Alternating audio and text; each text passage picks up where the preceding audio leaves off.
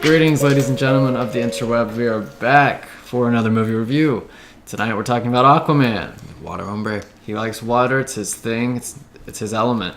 It's directed by James Wan. It stars Jason Momoa, Amber Heard, Nicole Kidman, Willem Dafoe, and it also has Jango Fett in it.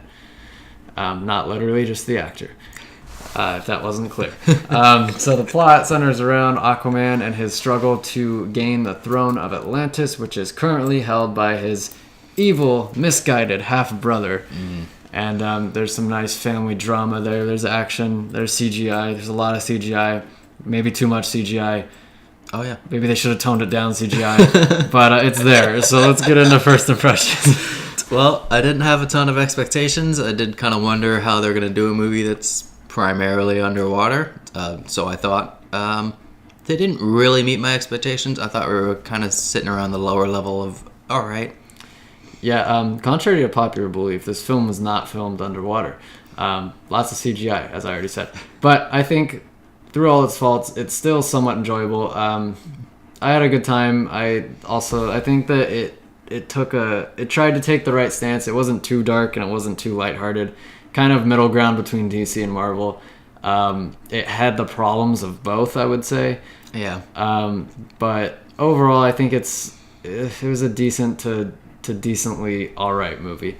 So let's go on to the positives. Some of the positives for me were, honestly, like as much as I complain about CGI, there were some good moments of CGI. The action was nice, I think. I liked the world building a lot. I liked how it was like, okay, there's 7 kingdoms of underwater people, and some of them are different. I kind of compared it. It was kind of like Middle Earth, but underwater. You have different races, and they're all kind of coexisting or... Yeah, and everywhere we went had kind of something gorgeous about it. Yeah. Some sort of nice, sweet little view that we could peer at, even if it's only for a brief moment. So there were a lot of really nice visuals in there. Yeah, and I think as far as the negatives go, I would say I wasn't a huge fan of the acting. What do you think? Yeah, I'd agree with you there. There's almost not as much of a chance to act, I would say. Somewhat expositionist, and maybe we had to do that for origin stories. But yeah, acting wasn't too strong. One other negative somewhat is the music. There's times that the music kind of overpowers you, and as much as we talk about wanting to have that overpowering music, how sometimes things just go underlined through movies.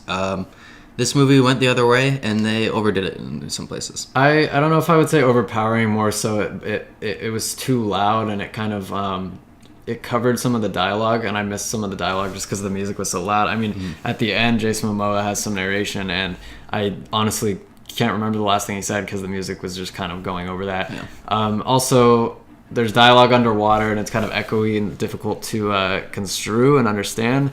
That should, if they make a sequel, which I'm assuming they will because it's Hollywood. I mean, come on.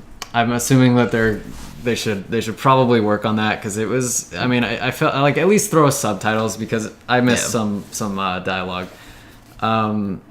That's all I've got for negatives. I mean, don't go in expecting like a Casablanca or a Schindler's List. It's definitely like a superhero action movie.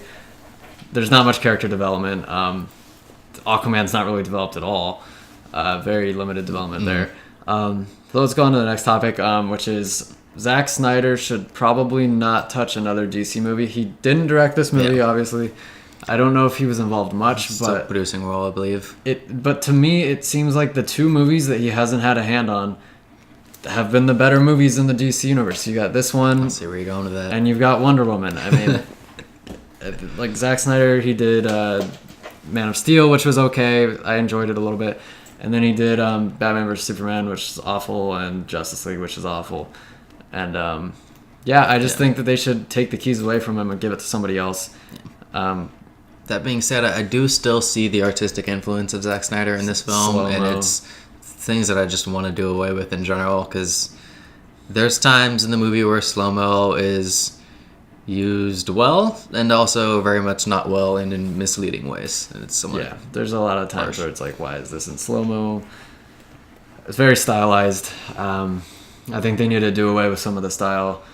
But that's kind of related to our next topic, which is DC's future. I think they're in kind of a a limbo right now because they're more successful heroes like Superman and Batman. Yeah. They're not doing too well. I believe Ben Affleck's not doing Batman anymore. Yeah, we're kind of in the air. Like, we're even hearing Henry Cavill's Not doing like, Superman. I hear news that he's like, oh, he's probably not done with Superman. We're like, What does that Good? mean? Yeah. What does that mean? And then they've got like Wonder Woman going strong, and they've got Aquaman, who I think is going to end up going semi-strong. I mean, I think he'll get a sequel. But they're also doing like the Joker movie with Joaquin Phoenix, which is somewhat of a different. It's Yeah. not the EU. it's not tied to this universe. It's like DC Dark, I believe, something like that. Yeah, it's so it's kind of all over the place. It's definitely not as thought out as the Marvel universe, which is my big problem with the DC universe. They tried to rush it, and it did not work. They wanted to jump past Phase 1 into Avengers, Yeah. and sorry, it didn't work out too well. Because Marvel carefully constructed their universe, and they did it painstakingly slow. Like, everyone was like, come on, let's get us the Avengers. And then Marvel's like, no. We're going to get Iron Man to you, and we're going to get Thor and the Hulk and Captain America, and then we'll do the Avengers when it's time. But DC just basically went Batman versus Superman, then Justice League. And it's just, it didn't work. I mean, come on, guys. You got to be smarter than that. So yeah, we're not really too sure what's gonna happen with the DC universe, but I hope it rebounds. I like DC. I like DC. They've had enough movies where maybe they could rewind or kind of rebound this cast into some solid movies going forward. That's kind of all I would hope for. Is at least some more good movies coming, like Wonder Woman. Yeah, exactly. I mean, we just read that Wonder Woman 1984 just wrapped shooting. Hopefully that will be good. And let's get to the end of this thing. What is going to be your rating for it on a scale from 1 to 10? And would you recommend it? So I've been kind of floating around here on my rating. Like, there's things that I can acknowledge are good and things that I just genuinely did not enjoy. I think I'm somewhere like a 5 out of 10. Part of me thinks I'm being generous. Part of me thinks I'm being too harsh. I'm not really sure.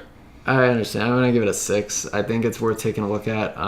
It's different than most superhero movies in that, I mean, it's underwater. It's kind of like a medieval tale in an underwater universe. It's interesting. It's not your typical origin story in that it takes place after Justice League, and you already know who Aquaman is. It's kind of like you get more backstory on him. That being said, I don't think he's a great hero. I don't think he really has an arc. Think kind of like Thor in the Dark World. Thor: The Dark World. Somewhat forgettable. Yeah, it's kind of just a spectacle. The whole movie's a spectacle, and Aquaman happens to be caught up. It might be like a brief stopping point along his journey. Yeah. Maybe. So I'm gonna give it a 6. Like I said, you're kind of close to that. So we're around this. I'd check it out. Maybe if you don't want to pay for it, wait for it to come out on Netflix. A longer time, but probably worth it. You won't miss too much. But that being said, we're gonna get out of here. Thanks for joining us. I am Zach. I'm Jacob.